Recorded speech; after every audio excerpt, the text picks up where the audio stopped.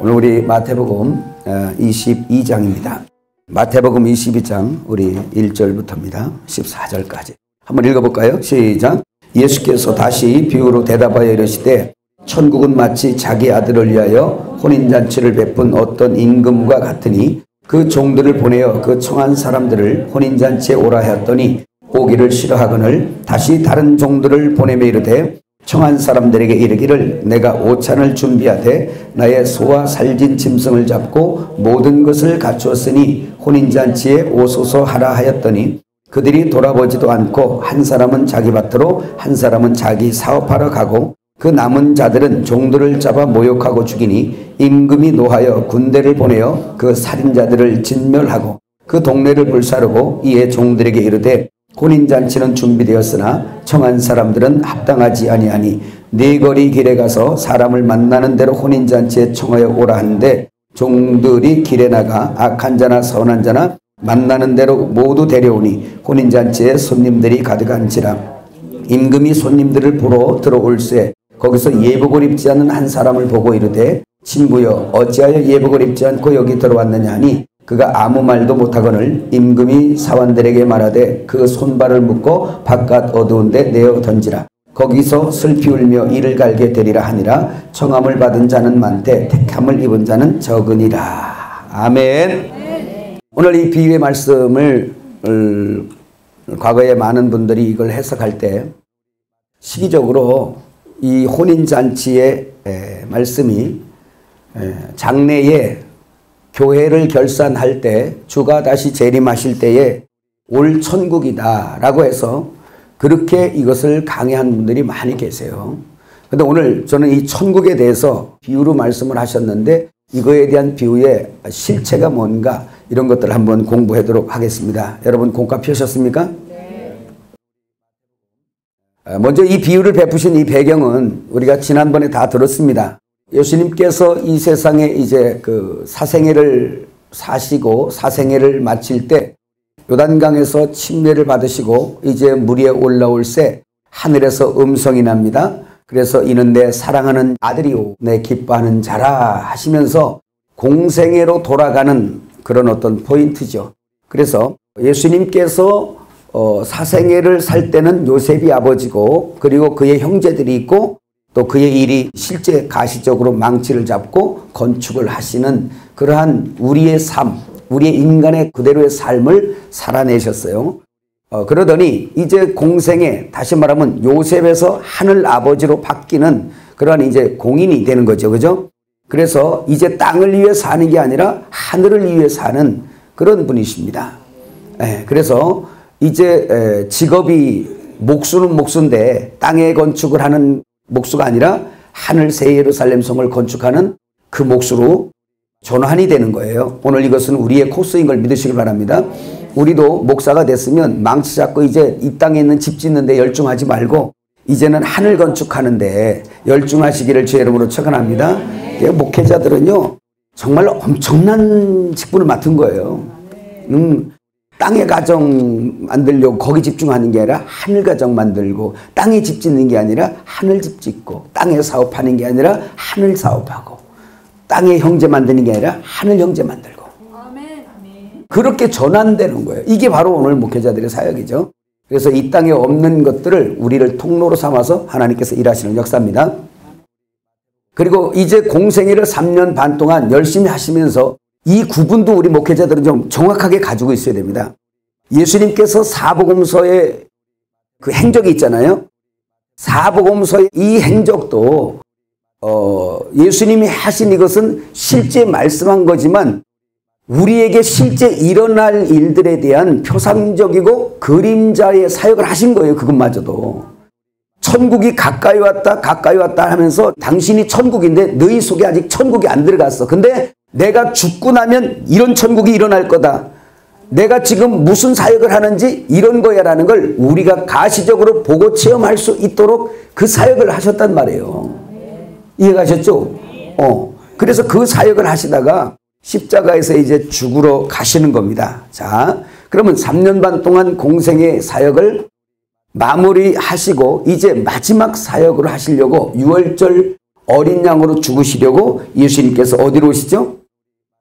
예루살렘에 들어오십니다. 결혼의 측면에서는 예루살렘이 당신의 신부입니다. 당신의 여자입니다. 그래서 이제 결혼하려고 왔어요. 신랑이 왔어요. 율법 시대에 그렇게 약속했던 그 신랑, 내가 너희에게 장가될 거다, 끊임없이 약속한, 율법과 선지자를 통해서 계속 약속한 그 신랑이 나야 라고 이렇게 딱 지금 예루살렘 성을 들어가려고 하는 겁니다.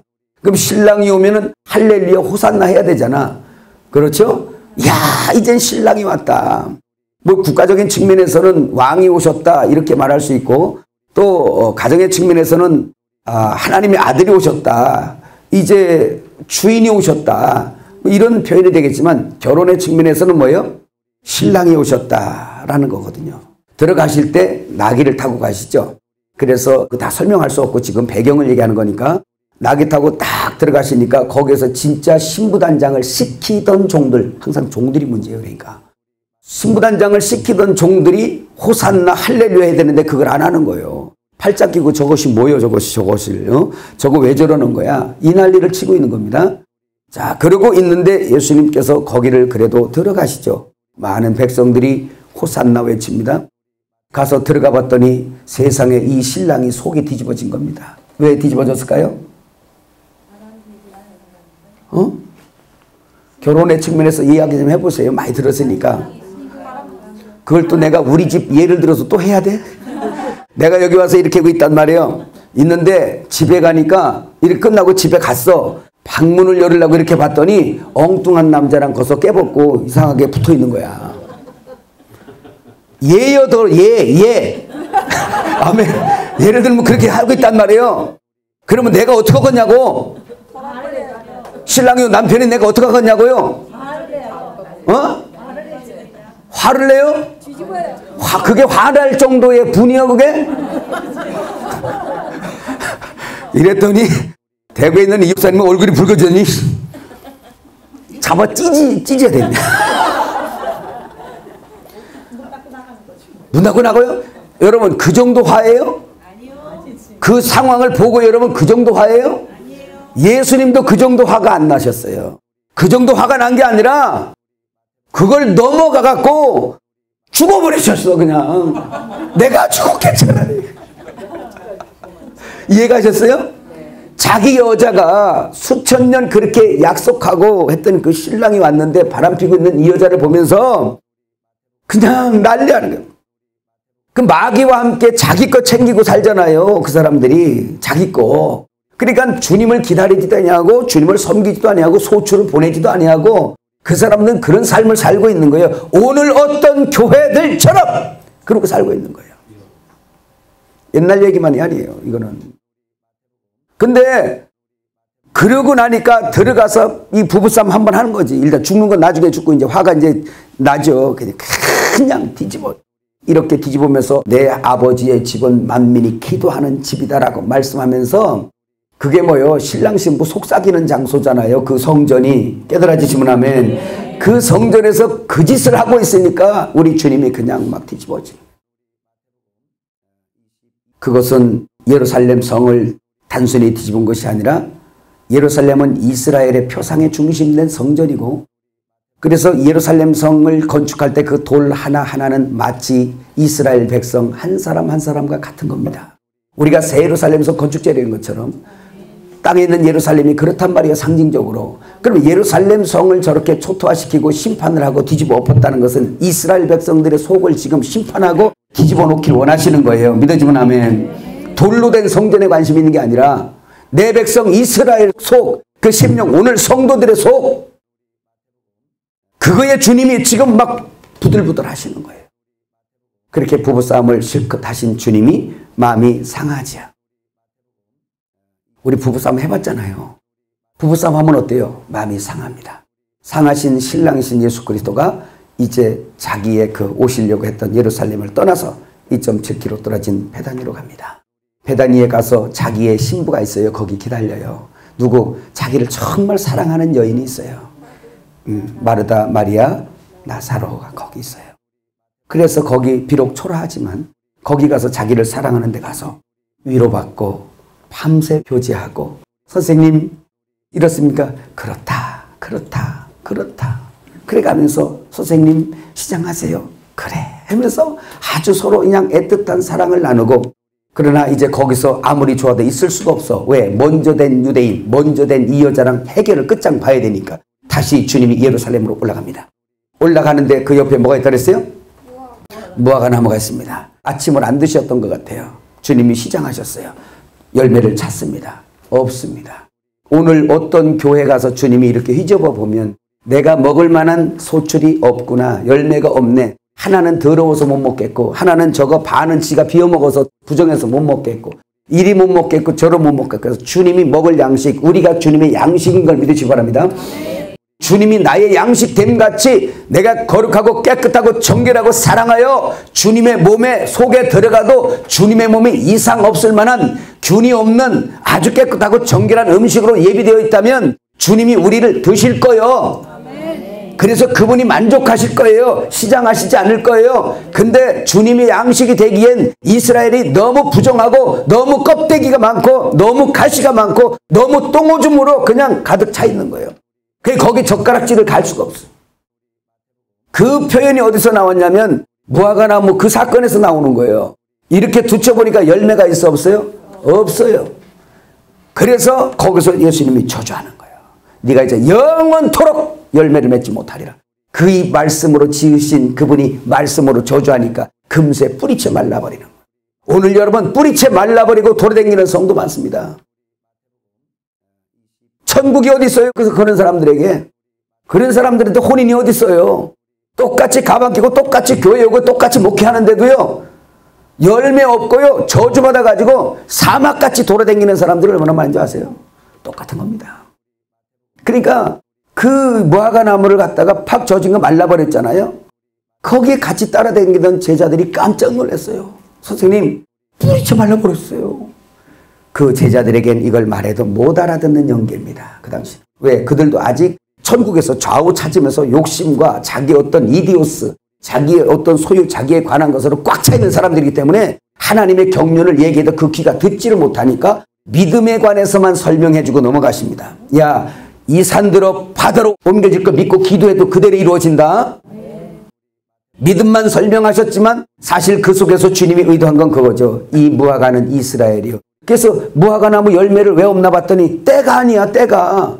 무화과나무 때도 아닌데 주님이 바보입니까? 거기서 열매를 구하게? 이 얘기는 뭐예요? 그 전에 비유들이 말씀하는 거예요. 내가 소출을 너희들에게 기대하고 이 농부들이 소출을 줄 때를 기대하면서 그토록 오랜 세월을 기다리며 종들을 보내고 또 종들을 보내고 회개하고 돌아오라고 계속 보냈는데도 불구하고 너희는 돌로 치고 너희는 그를 벼랑에서 떨어져 죽이고, 우리 지난번에 했죠? 다 그렇게 해서 죽이면서 이젠 아들이 오면 소출을 바치겠지 싶어서 이랬더니 저는 상속자니 자 우리가 죽이고 저 포도를 우리가 차지하자. 이렇게 해서 지금 너는 나를 죽일 거다 그 얘기예요. 열매가 없었던 거예요. 천국을 설명하기 전에 이 문제에서 제가 조금만 더 말씀을 드리면, 지난번에 우리 조금 한 거죠.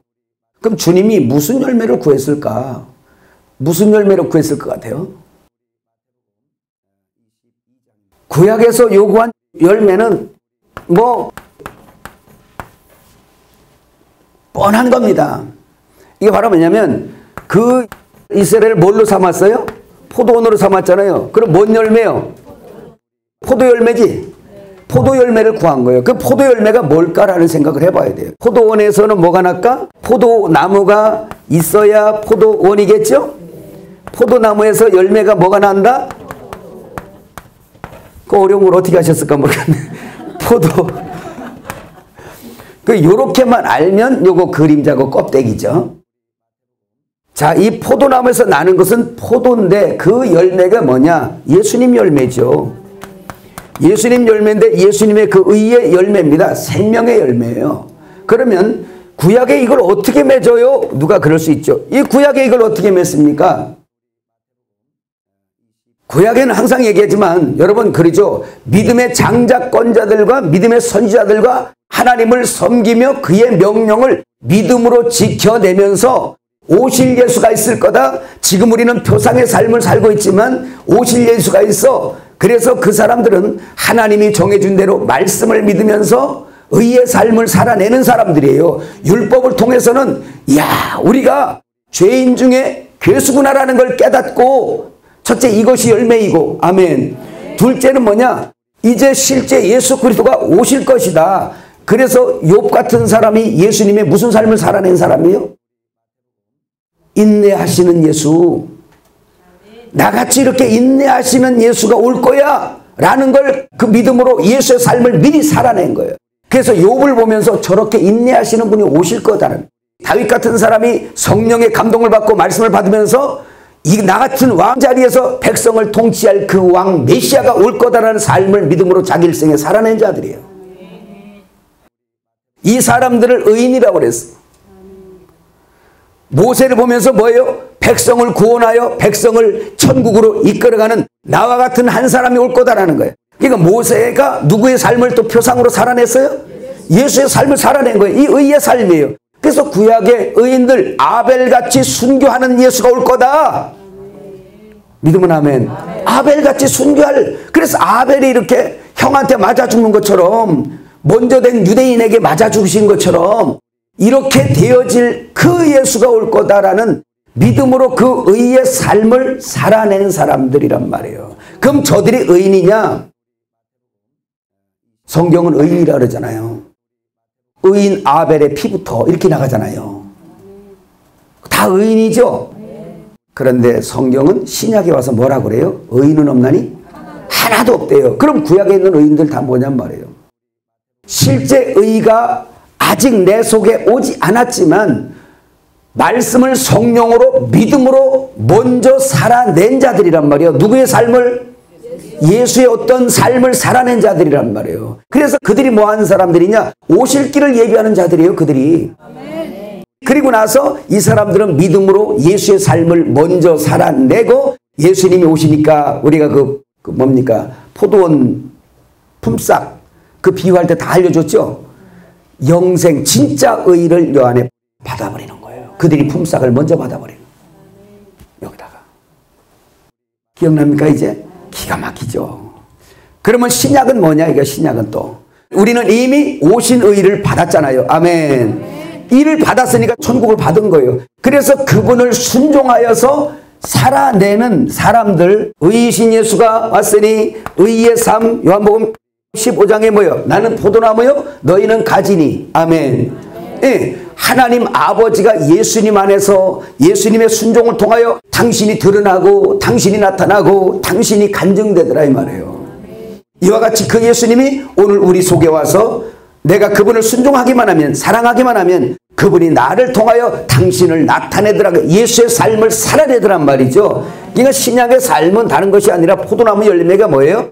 의가 이미 들어왔으니까 그 의이신 주님을 머리로, 케팔레, 머리로 순종하여 살게 되면, 요한복음 14장 21절 답이라고 그랬죠. 그의 계명 가지고 지키는 자는 뭐예요? 나를 사랑하는 자니 나를 사랑하는 자 아버지께 사랑받고 나도 그를 사랑하여 그에게 나를 나타내 준다잖아요. 그죠? 그것은 내가 너를 거처로 삼기 때문에 그렇다는 거예요. 예수님이 내 안에 사는 거죠. 사신 예수를 의지하고 순종하는 이 사람에게 그 예수님이 나에게 살으니까 나타나 주시는 거예요. 이게 의의 삶이에요. 신약과 구약이 이런 겁니다. 그들은 먼저 살아서 의이신 영생을 후에 받아버리고, 우리는 의의 영생을 받아버리고 그분을 순종하여 의의 삶을 살아내는 거. 이게 바로 포도나무 열매예요. 열매. 성경은 너무 정확하죠. 이 열매, 그러니까 이런 열매를 이렇게 좀 공부를 해야 그 사방에 어떤 귀신들에게 속아갖고 봤네 들었네 맨날 이래다가 안 끝낸다고. 깨달아지세요? 응? 그래서 이게 지금 이 열매를 주님이 원했던 거예요. 근데 이 백성들에게 이 열매 맺으라고 수없이 종들을 보냈는데도 안 맺는 거예요. 오히려 그렇게 보낸 종들을 전부 다 쳐 죽이는 거예요. 이게 기독교 역사입니다. 이건 신약의 관건이죠. 이 열매를 구했던 거예요. 그래서 예수님께서 성전에 딱 들어갔더니 이 열매를 맺으라고 했지만 못 맺는 종교 지도자들이, 대제사장과 장로들이 예수님 앞에 딱 온 거예요. 와가지고 하는 말이 뭐예요? 네가 무슨 권세로 이런 일을 하느냐? 그날 밤에 아마 가하시면 이해하시오 이 회의 많이 했을 거예요. 왜냐? 어젯밤에 우리가 거룩하게 생각하는 성전을 두드려 엎고 갔지. 우리를 개망신 주고 갔지. 그러니까 그 밤에 그 사람들 잠 왔겠어 안 왔겠어요? 우리 체면이 뭐냐 이게. 그러니까 밤중에 계속 그 대제사장과 바리새인들이 다 모여서 가하시면 이해하세요 이런 거 했을 거예요. 그리고서 해고서 내일 그럼 일단 이것을 물어보자는 것으로 동의하시면 이런 거 한 거예요. 그랬더니 이제 딱 예수님 들어가시니까 그들이 한 말이 뭐예요? 당신이 무슨 권세로 이런 일을 하느냐 물었어요. 예수님 대답한다 안 한다? 예수님 말씀하십니다.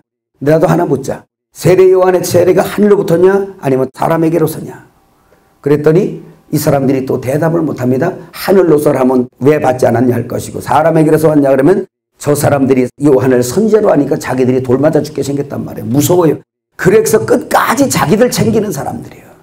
근데 주님 나도 너희에게 왜 이런 권세로 일을 하는지 나도 너희에게 이르지 아니하리라. 그러나 한 비유를 들으라 라고 하시면서 첫 번째 비유 말씀하신 게 뭐예요? 두 아들의 비유입니다. 두 아들의 비유를 통해서 큰 아들은 유대교인 작은 아이들은 세리와 창기라는 걸 들어서 그들을 책망했어요. 다시 한 비유를 들으라 해서 하신 것이 사악한 농부의 비유였습니다. 그래서 이거 얘기한 거예요. 종들을 계속 보냈으나 너희는 그를 다 돌로 쳐 죽이고 마지막 아들을 보내니 그 아들까지도 너희가 이렇게 하더라 이거예요. 여러분 예수님 예루살렘에 올라와서 있는 이 사건들이 좀 이렇게 머릿속에 좀 스토리텔링식으로 막 그려집니까? 외워버리세요 그 분위기를 지금. 외워졌어요?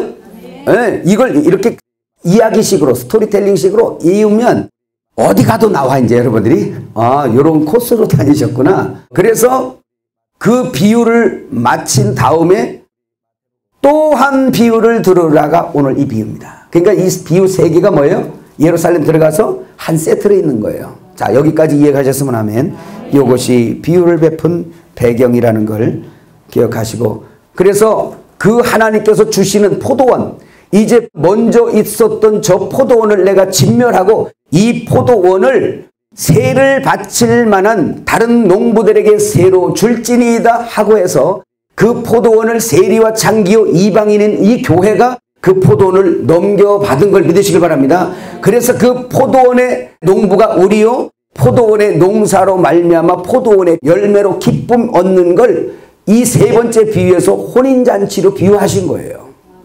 따라합시다. 포도원의 일들은 혼인잔치의 일이다.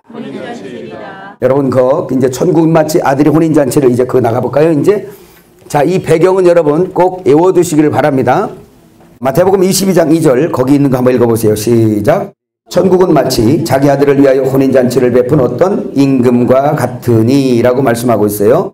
자, 이 말씀이 어떤 임금이 자기 아들을 위하여 혼인잔치를 베풀었는데 그게 천국이라는 겁니다. 다른 말로 표현하면 그래서 천국은 마치 어떤 임금 같다. 어떤 임금? 자기 아들을 위하여 혼인잔치를 베푼 어떤 임금 같다라고 얘기할 때 여기에 당연히 어떤 임금은 누구를 말씀하죠?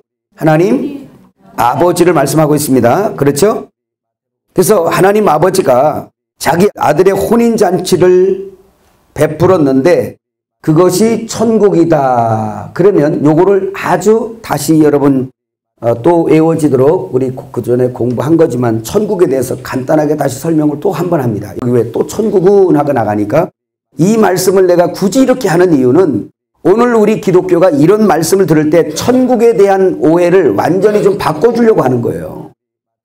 오늘 이 비유의 천국의 이 시기와 이 비유가 천국이 건설되는 이 장소 자체가 오늘 우리 교회가 오해하고 있단 말이에요. 이거를 어디로? 저기로 오해하고 있는 거예요. 이게 하나님이 천국을 가지고 와서 하나님의 나라가 여기 있다 저기 있다 너희 속에 있다라고 했는데 그 천국 자체가 항상 막연하게 우리는 저기 있네 이렇게 말씀하신단 말이에요. 너희를 올라오라 하지 않냐고 내려오신 주님이 이제 그 예수께서 십자가에서 죽으시고 실제 그 주권자이신 그분이 우리 속에 들어와서 이걸 통치하신단 말이에요. 그래서 천국이 우리의 속에 있는데 오늘 본문의 이 비유는 저 천국 얘기하는 게 아니란 말이에요. 지금 이게 한번 이제 풀어가 봅시다. 그래서 이 천국이라는 것을 여러분에게 풀어주기를 이거 기억납니까? 이제 막 몇 번 들으니까 외워진 거예요. 아직 좀 더 들어야 돼요. 이제 여러분이 가서 어디 갔으면 막 나올 수 있어야 돼요. 이 천, 그래서 마태는 하늘천, 천국 이렇게 표현했고 누가나 요한이나 이런 사람들은 하나님 나라 이렇게 표현했어요. 내용은 같은 겁니다. 왜 그러냐면 하나님 나라 그러면 뭐예요? 하나님께서 뭐 하는 나라? 통치하는 나라죠. 바실레이아 나라입니다. 자, 그런데 마태는 뭘로 썼어요? 천국 이랬단 말이에요. 그런데 이 천국은 여러분 뭐라고 그랬어요? 아유, 이제 뭐 논문 쓰겠어요. 예. 한번 해봅시다. 우라노스. 우라노스가 뭐였어요? 야, 엘림이야, 엘림. 하늘이란 뜻입니다. 우라노스가 뭐다? 하늘. 이 우라노스라는 하늘이 어디서 유래되었다? 오로스라는 데서 유래됐어요. 그럼 이 오로스는 뭐다?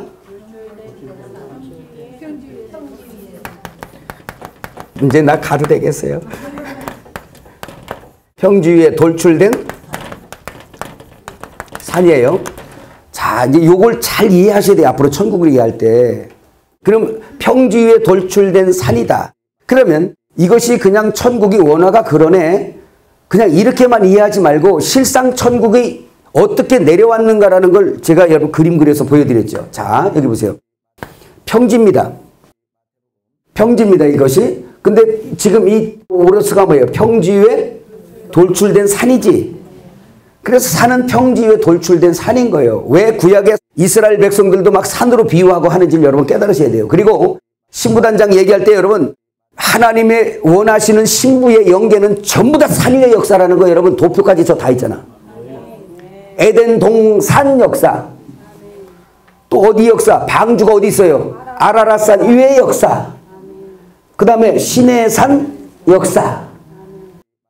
그 십계명이 시내산에 내려온 것처럼 십계명의 실제이신 사랑이신 예수님이 산상수훈의 산 위에 앉으시는 그 예수. 그리고 또 신부를 데리러 오는 이런 그림을 보여주기 위해서 변화와 산 꼭대기. 완성된 이 사람들에게 그래서 이렇게 산 위에서 거하는 이런 하나님의 높은 산 위에 거하는 이 영계에 거하는 자들이 어디에 있어요? 요한계시록 14장에 보니까 어디 있어? 시온산에 있어. 보좌세계에 막. 그 다음에 이 완성된 신부를 보여주는데 요한계시록 21장에 보니까 어떻게 돼? 사도 요한을 데리고 크고 높은 산으로 아니 성령으로 보여주면 뭐 맨 바닥에서는 보여주면 안 보여? 자다가도 보이는데 왜 하나님 그러시냔 말이에요. 왜 예수님은 산상수훈도 그냥 귀신 쫓고 병 고치고 평지에서 일하시다 그냥 보여주시지 그 말씀 그냥 하시지 왜 굳이 산상수훈 얘기할 때 그 산 위로 올라가시냔 말이에요. 산상수훈은 산 위에서 하셨어요.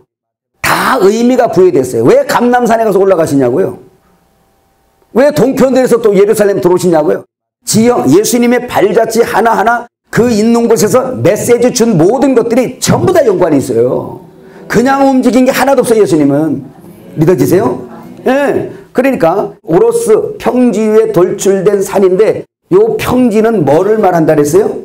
다 죄인이란 뜻이에요. 죄인.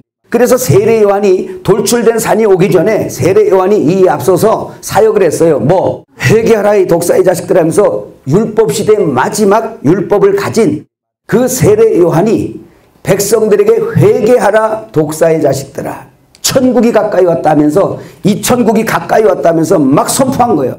그래서 그가 하신 것이 뭐예요? 굽은 길을 곧게 하는 사역, 예수님 오실 길을 예비하는 사역, 높은 것은 까버리고 낮은 것은 끌어올려서 뭐가 되게 하리라? 평지가 되게 하리라. 너희가 수룹바벨 앞에서 다 평지가 되리라. 수룹바벨이 어떤 사람이에요? 바벨론에서 태어났다 그래서 수룹바벨이에요. 그래서 거기에서 태어나서 그러니까 이스라엘 백성들 입장에서는 그 바벨론이 바로 뭐냐면 애국 같은 거예요. 세상을 예표한단 말이에요. 그래서 예수님이 어디서 나셨어요? 세상에서 나시잖아요. 그죠? 거기서 태어나서 어떻게 하시냐? 성전을 건축하기 위하여 이제 그 백성들의 얼마를 끌고 어디로 가? 예루살렘으로 가서 성전 기초를 놓고 성전을 건축해내는 사람이 누구였어요? 수룹바벨, 예수님을 표상한 사람이란 말이에요. 그러니까 너희가 수룹바벨 앞에서 다 평지가 되리라 이 말은 예수님 앞에서 너희는 다 뭐다? 평지다. 죄인이다. 그 뜻이에요. 세례 요한이 그의 오실 길을 평탄케 하고 그의 첩경을 평탄케 한 것은 다 너희가 죄인이다. 그 오실 길을 예배했어요. 왜? 예수님은 죄인을 구하러 이리 오시니까. 그 너희가 평지가 안 되면 너희 이 산에서 흘러내리는 생명수의 강, 물은 위에서 아래로 흐르잖아요. 이걸 네가 맛보지 못하면 너는 여전히 평지로서 끝난다는 거예요. 그래서 예수님께서 천국이 가까이 왔다 세례 요한의 바톤을 이어서 이제 다시 천국이 가까이 왔다라고 말씀을 하시며 병든 자를 고치고 막 역사를 하니까 이 백성들은 그 천국에는 관심이 없고 자기의 의를 아름답게 하기 위해서 건강해야 돼요. 자기의 자랑할 것이 있기 위해서 돈도 많아야 돼요. 자기 자랑할 것 위해서 우리 목사님들도 내 자랑하기 위해서 목회도 커야 돼요. 이 동기가 그러면 불순한 겁니다. 이거 뭔지 아시겠어요? 끝까지 이리오스야 자기야 자기. 그렇게 하는 사람들은 예수님 앞에 안 오죠. 그죠? 네. 근데 그 사람들은 예수님 앞에 와서 나 좀 살게, 나 문둥병 고쳐주세요, 중풍병 고쳐주세요, 안진병 일어나게 해주세요, 내 진짜 형편이 말이 아니에요, 창피해서 살 수가 없어요, 이러는 거죠. 그 예수님 앞에 문제를 해결받고 가도 저는 천국이 아니게 돼버린 거예요. 이건 다 표상들이란 말이죠. 그 상태 자체가 너희가 죄의 싹스로 사망당해서 사망당한 죄의 증상으로 너희가 이런 것들이 있는 거야. 이것을 내가 영적으로 해결할 분이 바로 나다라는 걸 증거하기 위해서 많은 병들을 고친단 말이에요. 이걸 그렇게 역사를 하는데도 불구하고 이 백성들이 천국에는 관심이 없고 뭐에? 자기들의 어떤 삶만 중심하고 있으니까 예수님이 산으로 도망가셨어요. 마태복음 4장 끝에 보면 산으로 올라가셨어요. 그래서 산 위에 올라가서 누구요? 그러니까 이제 돌출된 산이신 거죠. 그죠? 그래서 그분이 거기에 마태복음 5장 1절부터 산상수 시작할 때 앉으사. 신의 산에서 말씀이 내려온 것처럼 산상수훈 거기에서 뭐예요? 말씀이 신의 산에는 우웅쿵쿵 하면서 막 두려운 말씀이 막 율법이 내려왔지만 산상수훈 이 산 위에서는 산 위에 앉으사 분위기 다릅니다. 예수님 무릎에 비기도 합니다. 거기에서 산 위에 앉으시니까 여기 보세요. 평지에서 살을 걷다고 기어 올라오는 자들이 있으니 그게 누구요? 우리였어요. 제자들이었어요. 제자들이 여기를 꾸역꾸역 올라와 평지에서. 우리 오늘 용어로 하면 구원받기 오는 거예요. 하나님이 원하는 자들이 그리로 오더라. 그 원하는 자들이 올라오는 거 누가 보내? 누가 보내? 하나님 아버지가 누구에게 보내? 예수님께. 노아에게 그 모든 동물을 누가 보내? 노아가 잡아와? 아니에요. 딱 방제 다 하고 나니까 다 보내. 그 앞에 오더라는 거야.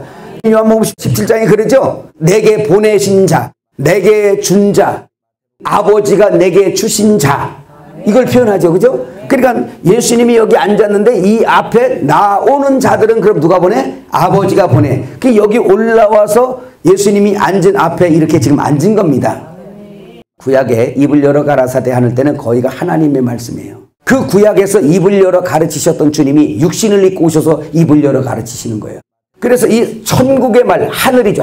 하늘의 말을 여기서 흘려내 준단 말이에요. 이게 바로 뭐냐? 하나님과 및 어린 양의 보좌에서 흘러나는 생수가 나가는 거예요. 그래서 예수님이 무슨 말을 하면 그게 영이요 생명이란 말이에요. 그러니까 영생하는 이것을 흘려내 주니까 그거를 앞에서 앉아가지고 예수님이 입에서 나오는 말씀을, 영생의 말씀을 따박따박 받아먹네. 믿어지면 아멘. 그래서 이거 얘기하는 거예요. 지금 이거 이렇게 따박따박 받아 먹으니까 그 내려주시는 생수, 성령, 내려주시는 진리, 이게 바로 뭐냐면 통치예요. 통치. 하나님의 통치는 성령으로 통치가 된단 말이에요. 그 성령은 생명수의 강이야. 믿어지면 아멘. 이 천국 이해를 진짜 잘 하셔야 돼요, 여러분. 그래서 우리가 지금 여기서 받아 먹었죠? 산 위에서 받아 먹었죠? 그럼 뭘 받아 먹었어요? 예수님 입에서 나오는 말씀. 여러분, 통치를 뭘로요? 말씀을 하잖아요. 저거 잡잖아, 가서. 저거 죽이잖아. 저 살리잖아. 예수님의 통치를 또 볼까요? 나사로야 죽었다가 나오너라 살아나잖아요. 너 눈뜨기 원하냐? 네 믿음대로 되라. 주님이 가서 무슨 수술을 하고 이런 거 아니잖아. 말씀으로 지은 주님이 말씀으로 통치한단 말이에요. 너 일어나. 그러니까 일어나라. 그러니까 일어나잖아요. 그러니까 이 말씀, 그분의 입에서 나오는 그 말씀이 통치란 말이에요. 믿어지면 아멘. 그래서 이 하늘이 뭘 하냐?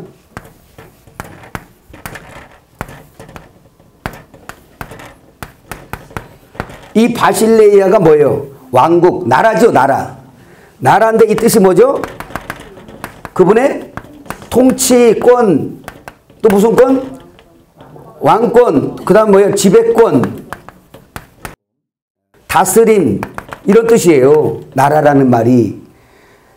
그러니까 우리가 공간적인 것을 자꾸만 생각하지 말고 그 왕이신 주권자가 입을 열어 가라사대 그 말씀이 통치하시는 모든 그 통치 권세와 그 권세가 미치는 모든 영역, 여기까지 이해가셨으면 아멘.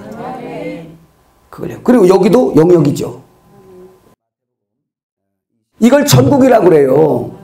그게 이제 천국은 여기 있다 저기 있다가 아니라 너희 속에 있다라는 거예요. 이 천국 얘기하는 거예요. 이걸 나라라 그래요. 나라. 그러면 최초의 나라가, 최초의 실제 나라, 이 가시적인 나라 말고 이건 나중에 없앨 거잖아요. 영원히 없어지지 아니하는 하나님의 나라, 손으로 짓지 아니하는 성전이 출현하고 있는데 그 손으로 짓지 아니한 성전이 어디에 있냐? 여기 마태복음 14장에서 이야기한 산 위에 있는 동네. 산 위에 있는 동네가 누구요? 여기 예수님이 산 위에 앉으시니까 거기에 영생의 말씀을 먹겠다고, 통치, 다스림 받겠다고, 그의 나라가 되겠다고, 천국을 얻겠다고 기어 올라온 아버지가 보내주니까 여기에 올라온 자들이 있단 말이에요. 그래서 이 주님이 여기서 그 통치를 하시는 거예요. 뭘로? 그 목사도 말로 하잖아. 다 말로. 이 말 조심하세요. 그 주인이 어떤 나라냐, 시커먼 쓰로 바뀌어가지고 그냥 이 말이 그냥 막 죽이는 말만 하고 돌아다니는, 이거는 지옥의 통치야, 이게.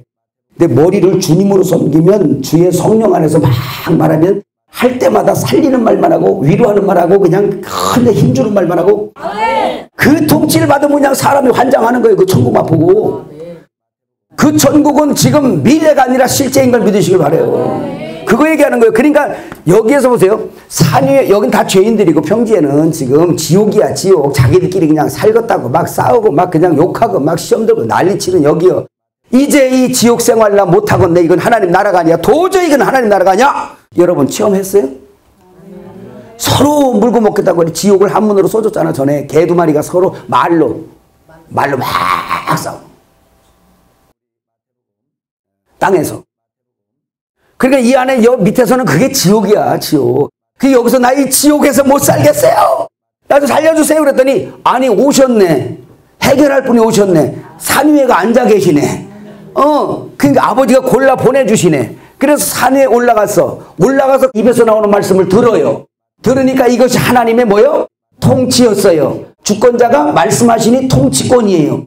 그걸 받아먹은 사람들이 뭐요? 하나님의 나라란 말이에요. 나라. 그분의 통치가 있는 자가 하나님 나라란 말이에요. 예, 성도들에게 이거 분명히 잡아줘야 됩니다. 그래서 이 나라가 뭐냐면 이것이 동네, 산 위에 있는 동네, 폴리스, 헬라어로 폴리스라는 이 말이 산 위에 있는 동네, 이게 최초 하나님이 건축하신 동네인데 이게 뭐냐? 산 위에 있는 동네 새 예루살렘 성이에요. 이게 이 천국이 새 예루살렘 성. 그래서 마태복음 5장 그 14절부터 보면 뭐래요? 산 위에 있는 동네가 숨기워지지 않을 것이요. 왜 안 숨겨질까요? 통치 먹었으니까. 요한복음 9장 5절에 나는 세상의 빛이다. 근데 빛인데 그 빛을 먹었다는 얘기는 통치를 받았다는 얘기잖아. 성찬으로, 다시 말하면 십자가에서 죽고 부활하신 주님, 요한복음 9장 5절에 내가 세상의 빛이다라고 말씀하신 그분이 십자가를 지시고 껍데기를 다, 십자가에서 할례를 다 받으시고 그 제8일이 되니까 할례가 완성되잖아요. 그래서 8일에 남자가 할례 받잖아. 그래서 예수님이 할례를 받으시고 안식 후천날 부활하셨어요. 생명 주는 영, 살려주는 영, 그 영으로 살아나셔서 우리가 이제 호흡으로 영으로 하나님의 르와흐의 조회의 생명을 받아먹을 수 있는 조건을 완성하신 주님이 이제 자기를 믿는 자들에게 뭐해? 먹이는 거예요. 따박따박 먹이는 거예요. 이거 카파르 기억납니까? 먹이는 거예요. 그걸 먹었더니 이 성찬을 먹었더니 뭐예요? 성찬을 먹었더니 주님이 내 안에 들어오셨어요. 통치권자가 내 안에 들어왔어요. 주권자가 내 안에 들어왔어요. 신랑이 내 안에 들어왔어요. 머리신 주님이 내 안에 들어왔어요. 아버지가 내 안에 들어왔어요. 계속해. 내 안에 딱 들어오니까 그때부터 천국이 일어나기 시작하는데 이 천국이 요한복음 10장에 후 하고 불을 줬단 말이에요. 그때부터 평강이 있으라니까 이 평강을 주시는 평강의 왕이 내 안에 들어오니까 평강의 강이 막 흘러가니까 그 통치를 받으니까 그냥 평강이 막 솟아나고 기쁨이 충만하리라. 기쁨이 충만해. 이게 천국이에요. 더 이상 의에 줄이거나 목마르지 아니한 천국이 여기 왔단 말이에요. 이것이 새 예루살렘 성이고 산 위의 동네, 그분이 바로 빛이란 말이에요. 그 빛을 먹었더니 우리 성도에게만 발산하는 빛이 있는데 그게 오르의 빛이란 말이에요. 오르 아시죠? 빛. 신약에는 헬라어로 푸오스. 이건 하나님의 빛이에요. 그 하나님의 빛, 이 착한 행실은 십자가와 부활의 착한 행실이 오늘 세상에서 착한 행실이 있는 게 아니라 오직 유일하게 성도에게만 이 발산되는 빛, 오직 성도에게만 생산되는 착한 행실, 그게 바로 이 착한 행실이에요. 저 사람들은요, 예수 없는 사람들 있잖아요. 이 빛 없는 사람들, 이런 사람들은 자기 재산을 다 털어주고 자기의 몸을 불살라 줘도요, 그 사람들에게는 하나님이 인정하는 의의가 하나도 없습니다. 천국 보상 못 받아요. 이런 거 생각하면 자부심이 좀 있잖아요. 주님 어떻게 나 같은 사람에게 어떻게 아우 주님 진짜 내가 이해를 못하겠어요. 주님 어떻게 나 같은 사람을 이렇게 하시냐고요. 진짜 내가 생각해도 진짜 문제가 있는데 주님 어떻게 나 같은 사람이 이 그릇을 써가지고 쭈그럭 바가지 다 된 걸 망치로 두드려가지고 뭐 좀 넣어가지고 거기서 하시는 거예요. 그냥 그때 거기에서 주여 사랑합니다 라고 주의 성령으로 충만하고 그의 통치를 받으니까 세상에 이 산 위에 있는 동네가 숨겨지질 않네. 당신 보니까 하나님 살아계시네. 당신 보니까 예수 믿네. 당신 보니까 그게 교회구나. 그게 교회구나. 깨달아지고 나면 아는 거예요. 그래서 요 산 위에 있는 동네가 숨겨진다 안 진다? 안 지는 거예요. 산 위에 있는 동네가 숨겨지지 아니할 것이요. 여기까지 이해 갔어요? 이제 천국 해석했어. 근데 이게 너무 중요한 거예요. 이건 100번 더 드려야 돼. 왜냐하면 우리 기독교 안에 뭐가 지금 이게 지금 편만했냐면 이 천국이 저 위의 것이로만 자꾸 생각하니까. 그러니까 여기선 지옥 같은 삶으로 사는 게 당연한 걸로 알고 그냥 열심히 상 싸가지고 저 천국 가자는 거야. 분명히 말씀드리지만요. 이 천국, 지금 가지고 온 천국도 못 내리는데 어딜 가? 왜 유대인들이 천국을 못 받았는지 이해가 가시죠, 이제? 이미 그 구약에 준 말씀, 어떤 사람은 그 삶을 살아내서 그 의의를 받고 그 천국을 받아버렸어요, 예수님 모시니까. 근데 대다수의 많은 사람들이 왔는데 자기들이 육신에 속하고 자기들이 겉사람이 되다 보니까 그 예수님이 오고 천국이 왔는데도 불구하고 그들에게는 소경이었던 거예요. 너희가 본다는 여전히 소경이라는 거예요. 오늘 교회도 이런 게 너무 많은 겁니다. 이거는 오늘날 이 성도에게 이 천국을 조명해 줘야 돼요. 그럼 여러분 이렇게 물을 수 있어요. 그럼 뭐 이 천국만 있고 다른 건 없습니까? 그런 거 물을 것도 없어요. 왜 그러냐? 우주는 하나님의 경영 안에 다 있는 겁니다. 이해가세요? 근데 우리가 가시적으로 예수님이 오셔서 가시적인 세상에서의 그분의 왕으로 서시고 우리가 그의 통치를 받으면 그것도 천국이야. 그게 항상 그분이 주권자고 그분이 왕이신데 그분의 통치가 있는 곳은 다 뭐요? 영적이든 가시적이든 그분의 통치가 있는 곳은 다 뭐다? 천국이라는 거예요. 그게 그분의 통치를 받지 않는 것이 지옥인 거예요. 천국의 개념을 그렇게 설정하세요. 그럼 얼마나 분명합니까? 그래서 지금 이제 열처녀 비유하잖아요. 그건 심령 천국에서 이제 그쪽으로 넘어가는 거야. 이거는 중요한 거예요. 그래서 그것도. 자, 여기까지는 이제 이해가 되는 줄 믿고, 그래서 마태복음 22장 2절에는 천국은 마치 자기 아들을 위하여 혼인잔치를 베푼 어떤 임금과 같다는 거죠. 이 얘기는 그럼 뭐겠어요? 어떤 임금이 자기 아들을 세워서 자기 아들의 통치를 받게 하는 게 천국이다. 이렇게 이제는 이해가 되겠네. 예수님의 통치를, 신랑의 통치를, 신랑이 머리잖아요. 케팔레.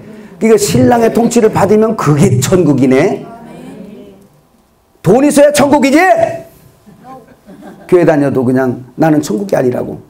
내 사는 꼴이 이런데 무슨 천국이냐고. 그러니까 천국을 너무나도 오해한 거예요. 기준이 가시적으로 풍족한 게 있어야 나는 복받고 내가 거기에 천국이라고 생각하는 거 완전히 사단이 속여놓은 거예요. 거기에 상처받고 거기에 그냥 쫄고 거기에 아파하고. 그 천국이 기준이 아니라 산중아물에 살아도 주 예수께서 함께 하시고 그의 통치가 있으면 나는 천국이다 이게야. 시편이 그런 데서 써진 거예요. 그래서 그 천국 얘기했잖아. 스데반이 돌 맞아 죽으면서도 천국의 빛, 얼굴에 광채가 나는 그 천국은 뭐냐고. 그가 누리는 천국은 뭐냐 말이에요. 도대체 십자가에 거꾸로 달려 죽고 칼로 베 죽고 낭떠러에 떨어져 죽고 끌려가 죽고 불타 죽고 그렇게 죽으면서도 그 죽음을 기꺼이 감사함으로 죽을 수 있게, 그걸 죽음을 이길 수 있게 하는 그 천국은 뭐냔 말이에요. 주님은 그 천국을 주기 위해서 십자가 죽으시고 오셨는데 오늘 사람들이 그걸 속고 있는 거란 말이에요. 자꾸 이거 없어서 나는 불행이에요. 이거 없어서 나는 불행이에요. 이거 없어서 불행. 광야에서 메추라기 찾다가 엎어져 죽은 사람하고 똑같은 겁니다. 이 천국에 그렇게 되어져 있는 사람들을 잡아 여러분 가셔서 그래야 돼요. 거기에 실망하고 실족되어 있는 사람들과 조용히 손잡으세요. 일어나 가자. 일어나 가자. 이스테미 일어나. 너를 내가 세워줄게. 가자. 가자. 너는 죽어있는 자가 아니야. 죽어있는 사람은 누워있는 거야. 너는 산자야. 산자는 일어나야지. 스탠드업 일어나. 이게 천국을 주는 자들이에요. 네가 지금 그동안 바라던 거 그거 있지? 그거는 천국의 조건들이 아니다. 이걸 잡아줘야 교회에 가난한 자가 들어와도, 세상에서 상처받고 들어온 사람들이 교회에 와서 할렐루야 아무것도 없어도 주여 난 주님 오면 좋게요. 당신 만났으니 나는 룻처럼 내가 먼저 시집갔던 여자로 나는 상처 입은 여자인데 어떻게 내가 보아스 같은 당신을 만나겠어요? 그러지 말고 들어와. 그래 그 입을 들어주잖아. 누가? 보아스가. 그냥 목욕 제기하고 들어가서 그냥 한 몸 되는 순간에 결혼되는 거야. 묻지 않잖아. 너 절에 어떤 남자랑 살았니? 안 묻잖아. 그냥 왔으니까 감사하다는 거예요. 내 사랑하면서. 그게 우리 예수님인 거 믿으시길 바랍니다. 그 천국을 전해줘야지 교회에서. 이런 말씀을 듣고 저한테 와서 엄청 상담한 게 뭐냐면 자기들 예배 끝나면 바로바로 간대요. 왜 그러냐 봤더니 끼리끼리 모인대요. 끝나면 자기들끼리. 있는 것들은 있는 것들끼리 모여가지고 자기 거기에 끼기가 어렵다는 거야. 그러면서 항상 고개 숙이고 다녀. 끝나면 바로바로 가. 무슨 통과 제르메로. 얼른 예배만 끝나면 바로바로 가. 왜 그려? 왜 그려? 복을 못 받아 창피하다 이거야. 나는 교회 다니는데. 누가 이렇게 만들어 놨어요? 목회자가 만들어 놓은 거야 그거. 누가 이렇게 만들어 놨어요? 마귀가 그렇게 만들어 놓은 거예요. 천국의 오해를 풀어주시기를 주의 이름으로 축원합니다. 하나님 아버지가 살진 짐승을 잡았어요. 살진 짐승은 누구? 예수님. 우리의 양식, 양의 먹이로 오신 예수. 따라 해봅시다. 시작. 또 우리 양의 먹이가 된 자는 도리어 하나님의 먹이예요. 우리가. 그분의 양식이에요. 사람들은. 거룩한 성도는. 그래서 우리는 그분을 먹어야 하나가 되고 그분은 나를 먹어야 하나 되는 거예요. 그래서 요한복음 17장에 네가 내 안에 내가 네 안에. 어떻게 안에 들어가? 먹어야 들어가는 거예요. 먹어야. 성찬으로 먹어야 들어가는 거예요. 그래서 이 성찬 비유할 때 그 성찬에 대해서 만찬에 대해서 성찬하고 그 십자가를 유튜브에 올려놨더니 그 조회수가 제일 안 올라가대. 내가 가만히 생각해봤어. 제목이 수천 년 해온 거야. 그게 십자가만 들어도 수천 년, 성찬해도 수천 년 뻔하지 뭐. 그렇게 생각했는데 열어보세요. 안 뻔할걸? 성찬 여러 방면으로 다 만들어놨잖아요. 그 안에 무엇이 성경에 나타난 성찬이었는가?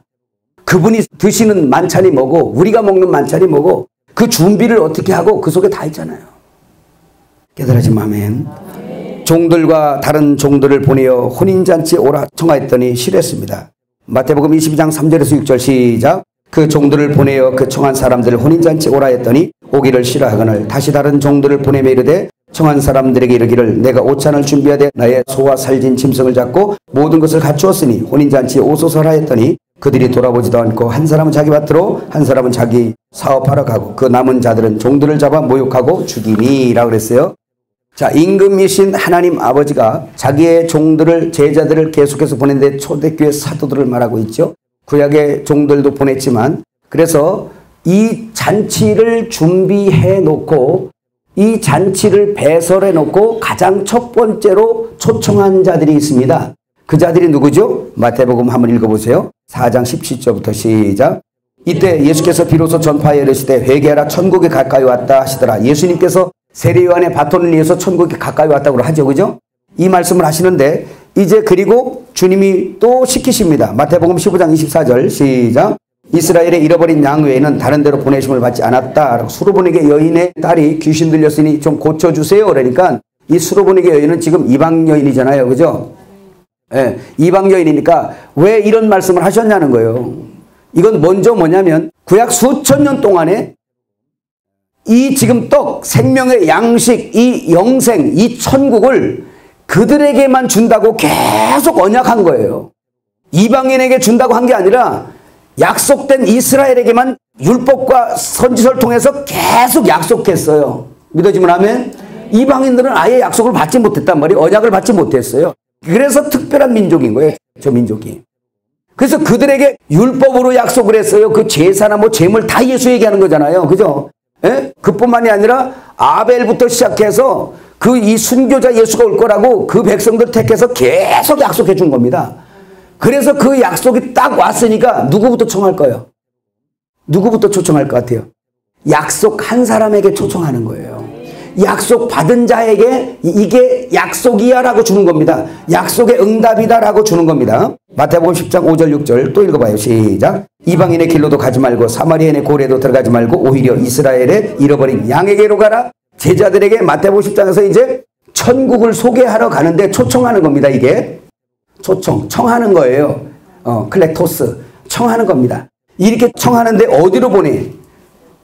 이방인의 길로도 가지 말고 사마리아인의 고래도 들어가지 말고 오히려 이스라엘의 잃어버린 양에게로 가라. 그러니까 하나님은 당신의 잃어버린 양 미리 구약에서 약속하고 주마주마 오마오마 약속한 그들에게 내가 이제 실제로 왔다라고 청한 거예요.